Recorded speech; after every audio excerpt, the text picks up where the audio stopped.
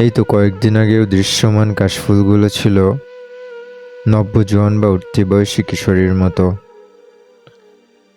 আজ কাশফুলের বয়স হয়েছে, তার সেই সৌন্দর্যের রূপরেখা আজ আর নেই। তার কেশগুলো বিক্ষিপ্ত ও অগোছালো। তীব্র বাতাসে বৃষ্টিতে যার সৌন্দর্য ছিল দৃঢ়তা, আর শান্ত পরিবেশেও তার দুর্বলতার প্রকাশ পায়। তার হয়তো কাউকে বোঝানোর প্রয়োজন পড়বে না, আমার সময় ফুরিয়ে এসেছে, আমি বিলীন হব। সকল কিছুর উৎপত্তি সমাপ্তি হবে নিষ্পত্তি দিয়ে, মৃত্যু, ক্ষয়প্রাপ্ত বা মুছে যাওয়া। অহংকারীর অহংকার চলে যাবে, সৌন্দর্যের অহমিকা নিভে যাবে। জীবন আছে তো মৃত্যু আসবে, ধরে রাখা বা পালানোর জায়গা আমাদের নেই।